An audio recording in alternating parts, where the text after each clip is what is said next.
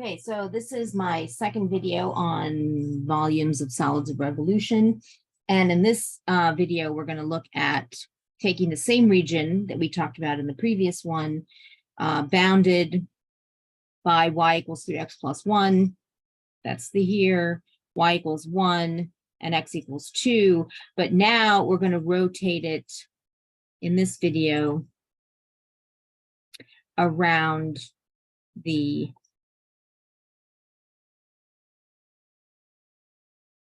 y-axis. So we're rotating in this direction.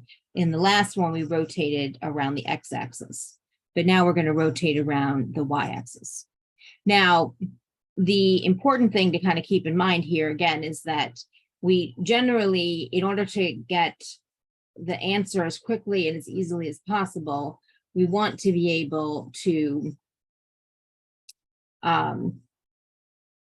use the method that is most effective for that will get us there the quickest.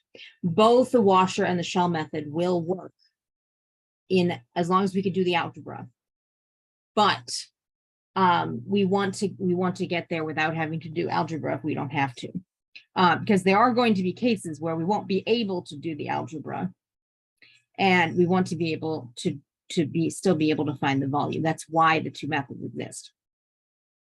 All right, now in this particular case, we have a function of x, y is f of x, and we're rotating around the y-axis. So y-axis, function of x, they're opposite of each other. So the better method to use here, the simpler method, is the shell method. Now, remember that the shell method, in this orientation, we're basically taking a bunch of cylinder slices and we're rotating them this way.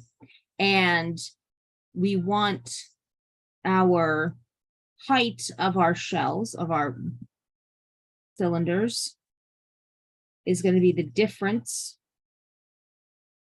between the top and the bottom. So just remember when we did areas under a curve or areas between curves, that's our height. And then the radius, when I rotate this around this axis, the radius of that particular shell is going to be the distance from the axis of rotation,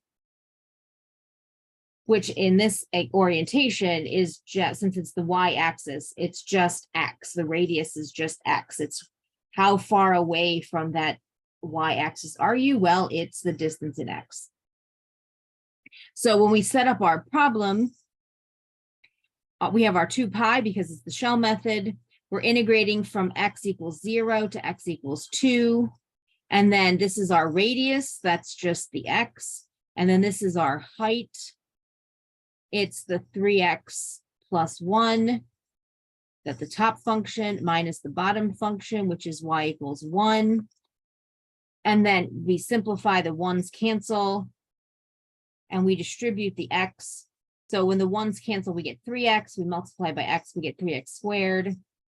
Very easy to integrate. We get x cubed. We plug in 0 and 2.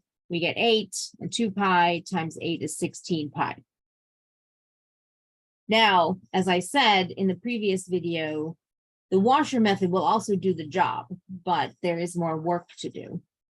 Now, if we're doing the washer method, we need the axis of rotation and the variable, the function is solved in terms of to be equal, to be the same. So the washer method, if I'm rotating around the y-axis, I need a function of y. And so I'm going to solve my y equals 3x plus 1 for x in terms of y, because this is the side that I'm going to put into my equation, and I'm going to integrate. I'm going to integrate in y. So I need to do this algebra. And in this problem, it's not very difficult. That's the point. But again, there will be cases where, if you have, x cubed as part of your term, solving for y may not be as straightforward, especially if it's combined with other terms of x. Okay, so then my washer method, remember, it's again, let's look at our graph. It's the inner and outer radius. Change colors. So in the washer method, it's the outer radius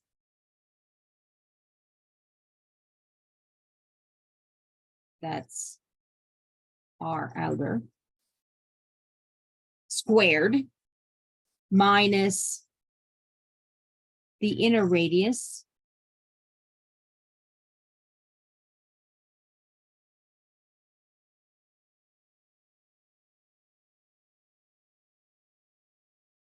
squared. Now, in this orientation, in terms of y, the outer radius is the rightmost function instead of the top function, and the inner radius is the leftmost function of our region instead of the bottom function. Now, that's going to give us the outer radius is 2. That's this outer function. It's the furthest from our y-axis. And then the inner radius is this line, which we just solved for. So it's 2 squared minus 1/3 y minus 1 quantity squared. Now, this is going to require a little bit of algebra for us to simplify. Y minus 1 quantity squared, again, foiling using the perfect square formula, we get y squared minus 2y plus 1. Then I got to distribute my 1/9 because that's 1/3 squared. I get this. But then I have a 4 and I have a 1/9, so I combine those into 35/9. And now I can integrate 35/9y. 1/9 y squared becomes another 3 in the denominator. That gives me a 27y cubed. And then 2/9, I get a 2 in the denominator, which cancels my 2. And then y squared. And I plug in my 1 and my 7, and I get this horrible combination of fractions. But when I add all these fractions together, I end up with 16, and I get 16 pi, which, even though I did a whole lot more work, I ended up with the same answer there that I got here. So again, it's not that you can choose a wrong method per se. Again, if the algebra is doable, if you can do this step, it's not that you can't get the correct answer.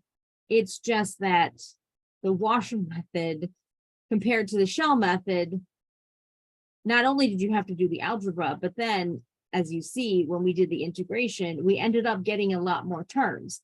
And it's certainly conceivable that that wouldn't necessarily happen. But it's far more likely when you're trying to solve for a problem that was meant to be done one way and you're trying to do it in the way that it wasn't meant to be done, that you're going to introduce a lot of unnecessary complications. And of course, the more crazy stuff that's going on, the more likely it is to make a mistake. But you do, again, if you're very, very careful about it, you can get the same answer. But look at this one line of integration is so much easier than all of this.